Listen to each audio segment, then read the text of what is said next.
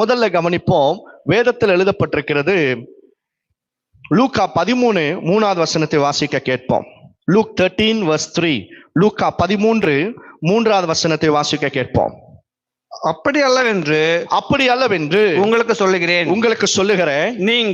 நீங்கள் மனம் திரும்பாமல் போனால் எல்லாரும் அப்படியே கெட்டு போவீர்கள். மனம் திரும்பாம போனா கெட்டு போவீர்கள் என்பது வேதத்தில் எழுதப்பட்டிருக்கு. மறைவான பாவம், ரகசியமான பாவங்கள், கர்த்தர் அருவருக்கிற காரியங்கள், மாயமாலங்கள், மனம் திரும்பாமல் உன் வாழ்க்கையை அப்படியே ஓட்டிட்டே போனோம் அப்படின்னா ரிமெம்பர், கெட்டு போவோம் என்பதாக வேதத்துல சொல்லப்பட்டிருக்கு. பாருங்க, இருக்கிறதுல ஒரு பெரிய ஆசீர்வாதம் என்ன அப்படின்னா மனம் திரும்புதல். ஏசப்பா, நான் அது தெரிஞ்சோ தெரியாமலோ செஞ்சுட்டேன், என்னை மன்னியும், இதுல இருந்து எனக்கு ஒரு விடுதலை தாரும் என்று சொல்ல ஆரம்பிப்பீங்கன்னா அதுதான் மனம் திரும்புதல்.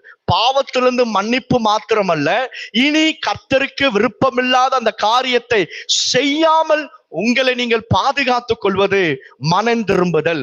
வேதத்துல நம்ம மற்ற புஸ்தகங்களை வாசிக்கும் போது ஒரு துக்கம் இருக்கா. என்ன துக்கம்?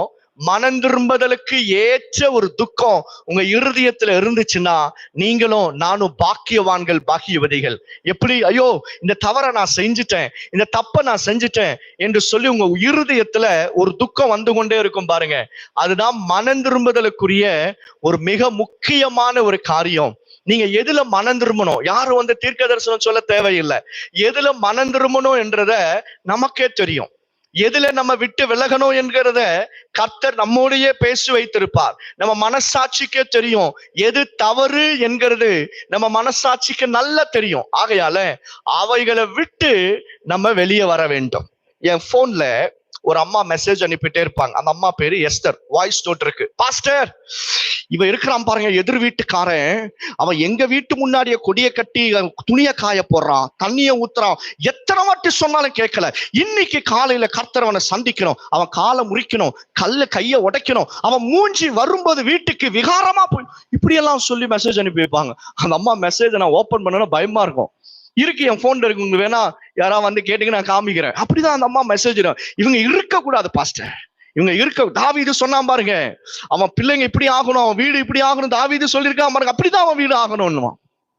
பாருங்க, யார் இடத்துல பிரச்சனை? அந்த அம்மா கிட்ட பிரச்சனை. எதிர்த்து வீட்டுக்காரன் கிட்ட பிரச்சனை இல்லை. இந்த அம்மாக்குள்ள இருக்கிற ஆவி பொல்லாத ஆவி.